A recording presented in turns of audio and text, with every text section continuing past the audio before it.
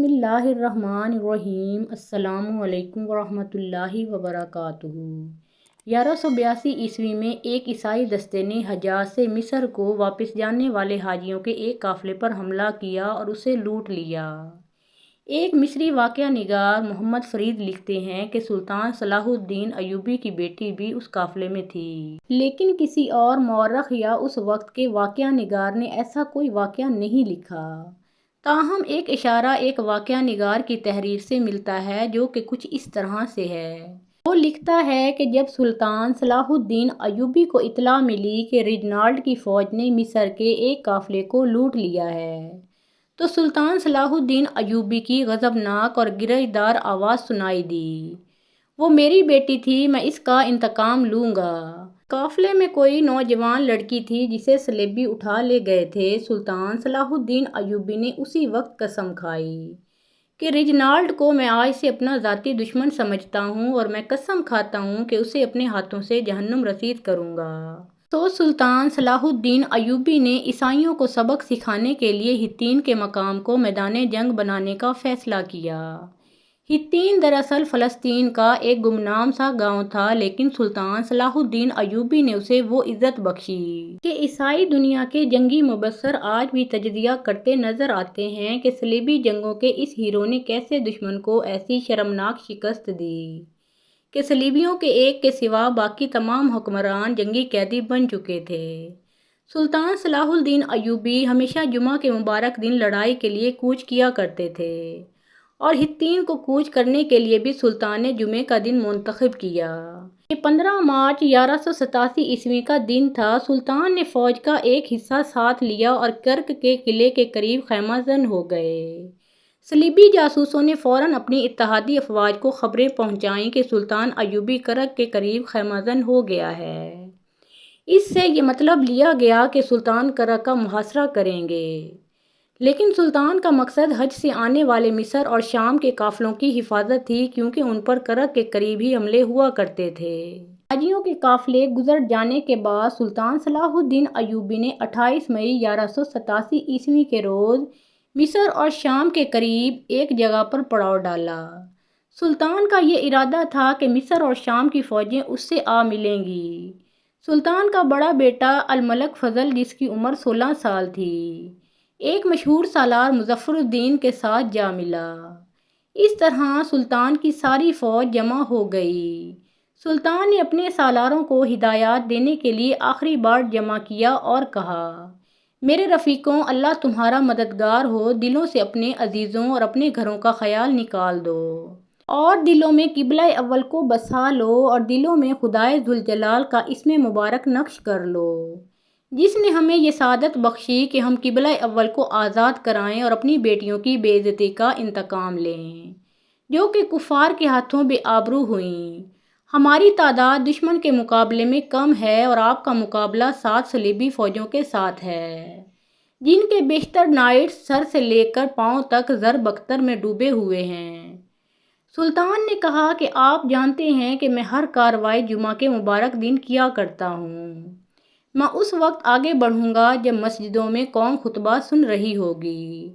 یہ وقت قبولیت کا ہوتا ہے۔ میں نے ہر قصبے اور ہر گاؤں میں اطلاع بھجوا دی ہے کہ جمعے کے روز دعاؤں میں اپنے مجاہدین کو شامل کریں جو کہ جمعہ کی نماز سے محروم ہو کر میدان جنگ میں زخمی ہو کر کرتے ہیں۔ صلیبیوں کو ایک اور دھوکہ یہ ہوا کہ سلطان ایوبی اکثر چھاپہ مار قسم کی جنگ لڑا کرتے تھے، جس کے ذریعے کم سے کم نفری سے دشمن کی زیادہ تعداد پر ضرب لگاؤ اور بھاگو کے اصولوں پر عمل ہوتا۔ صلیبی فوج قلعہ بندیوں میں تھی اور باہر بھی تھی۔ سلطان صلاح الدین ایوبی نے تیز رفتاری سے فوج کو اس طرح ڈپلائی کیا کہ جھیل گلیلی کے جہاں پر صرف ایک ہی تالاب تھا، سلطان نے اس تالاب پر قبضہ کر لیا۔ صلیبیوں کی ایک فوج نے سیفوریا کے مقام پر اپنا پڑاؤ ڈالا، لیکن سلطان صلاح الدین ایوبی آگے بڑھ کر مقابلہ کرنے کی بجائے تبریہ کے مقام پر رکے رہے۔ وہ دراصل صلیبیوں کو حطین کے قریب لانا چاہتے تھے۔ جب صلیبی آگے آتے نظر نہ آئے تو سلطان نے پیادہ دستے ذرا سا آگے بھیجے اور خود ہلکا رسالہ لے کر تبریہ پر حملہ کر دیا اور حکم دیا کہ تبریہ کو تباہ و برباد کر کے شہر کو آگ لگا دی جائے۔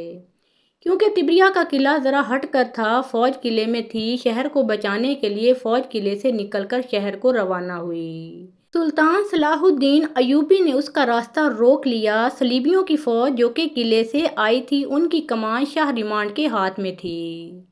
تبریہ کی ٹیکریوں پر اس کی اور سلطان صلاح الدین ایوبی کے سپاہیوں کی آمنے سامنے لڑائی ہوئی۔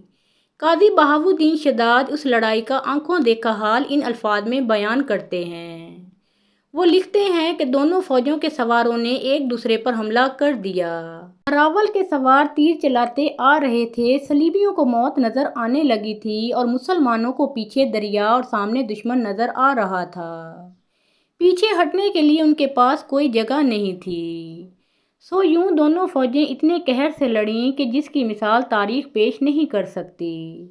سارا دن لڑائی جاری رہی۔ رات کو مسلمان چھاپا ماروں نے دشمن کو پریشان رکھا۔ دشمن کی فوج اور گھوڑے پیاسے تھے، لیکن پانی پر مسلمان قابض تھے۔ چھاپا مار دشمن کو پانی کی تلاش میں جانے بھی نہیں دیتے تھے۔ اگلے روز صلیبیوں نے ٹیکریوں پر چڑھ کر لڑائی لڑی۔ مسلمان بڑھ چڑھ کر حملے کرتے تھے، مگر صلیبی بلندیوں سے فائدہ اٹھا رہے تھے۔ مسلمانوں کا رسالہ چونکہ ہلکا تھا، اس لیے انہوں نے ٹیکریوں کا گھیراؤ کر کے اوپر چڑھنا شروع کر دیا۔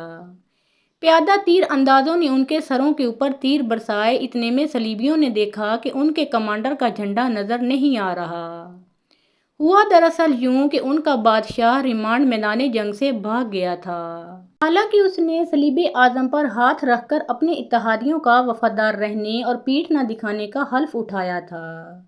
مورخ لکھتے ہیں کہ صلیب اعظم ہتین کی اس جنگ میں ساتھ لائی گئی تھی۔ صلیبیوں کے بھاگنے کے تمام راستے بند ہو چکے تھے۔ اب صلیبی دفاعی جنگ لڑ رہے تھے۔ بلندیاں ان کی مدد کر رہی تھیں۔ مسلمانوں نے لکڑیاں جمع کر کے صلیبیوں کے ارد گرد آگ لگا دی۔ رات کو صلاح الدین ایوبی کی فوج گھاس اور لکڑیاں جمع کرتی اور آگ تیز کرتی رہتی۔ دن بھر کے پیاسے اور تھکے ہوئے صلیبی ٹیکریوں پر جھلسنے لگے۔ ان میں سے ایک دستے نے بھاگنے کی کوشش کی، لیکن مسلمانوں نے ان میں سے کسی ایک کو بھی زندہ نہ جانے دیا۔ دوسرے دن صلیبی فوج نے ہتھیار ڈال دیے۔ 3 جولائی 1187 کے روز سلطان صلاح الدین ایوبی نے اپنے منصوبے پر عمل شروع کیا، جو کہ سلطان نے ہتین کے لیے بنایا تھا۔ یہ بھی جمعہ کا مبارک دن تھا۔ سلطان کے جاسوسوں نے سلطان کو بتا دیا تھا کہ صلیبیوں کی فوج نے اتحاد کر لیا ہے۔ لہٰذا سلطان ایوبی کی جنگی طاقت جو تھی سو وہ تھی۔ سلطان نے اپنی چالوں، فوج کی تقسیم، چھاپا ماروں کے استعمال، نقل و حرکت کے انداز میں رد و بدل اور کارگر طریقے اور داؤ سوچ لیے تھے۔ سلطان دشمن کو بڑی خوبی سے ہتین میں لے آئے تھے۔ ارد گرد کی قلعہ بندیوں اور آبادیوں پر سلطان پہلے ہی قابض تھے۔ پانی بھی سلطان کے قبضے میں تھا اور موسم کا قہر بھی سلطان کے حق میں تھا۔ دشمن جب ہتین میں آیا تو وہ جان نہ سکا کہ وہ دراصل سلطان صلاح الدین ایوبی کی نہایت خوبی سے تقسیم اور ڈپلائی کی ہوئی فوج کے نرغے میں آ چکے ہیں۔ سلطان ایوبی کے چھاپا ماروں نے دشمن کی دیکھ بھال کی، چوکیوں اور گشتی پہرہ داروں کو تہس نہس کر دیا۔ ایوبی فوج نے نہ تو رات اور نہ ہی دن کو انہیں آرام کرنے دیا۔ ایوبی فوج رات کو دشمن کو نہ تو آرام کرنے دیتے اور نہ ہی جرنیلوں کو سوچنے کی مہلت دیتے۔ بالآخر 4 جولائی 1187 کے روز سلطان صلاح الدین ایوبی کی فوج کے درمیانی حصے نے آمنے سامنے ہو کر جنگ لڑی۔ ٹیکریوں کی وجہ سے میدان جنگ تنگ تھا۔ صلیبی ادھر ادھر سے آگے بڑھنے کی کوشش کرتے تو مسلمانوں کا لائٹ رسالہ حرکت میں آ جاتا۔ تیر انداز بلندیوں پر تھے، جہاں سے وہ صلیبیوں پر تیروں کا مینہ برسا رہے تھے۔ سلطان ایوبی کی کیفیت یہ تھی کہ سلطان کبھی اوپر جاتے اور کبھی نیچے آتے اور ان کے سبا رفتار قاصد سلطان کے پاس پیغام لا اور لے جا رہے تھے۔ صلیبی نائٹوں کو ذرہ بختر جلا رہی تھی۔ ان کے گھوڑے پیاسے تھے اور پانی سامنے نظر آ رہا تھا، جو کہ پیاس کو بڑھا رہا تھا۔ صلیبیوں نے کمک منگوا کر ایک جوابی حملہ کیا، جو کہ ان کی آخری امید تھی۔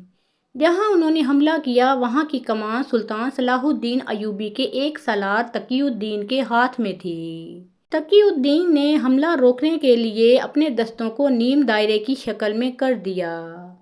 دشمن سیدھا اور سرپٹ آیا۔ تقی الدین نے نیم دائرے کے سرے بند کر دیے اور صلیبی گھیرے میں آ گئے۔ مسلمان سواروں نے انہیں کاٹ اور کچل ڈالا۔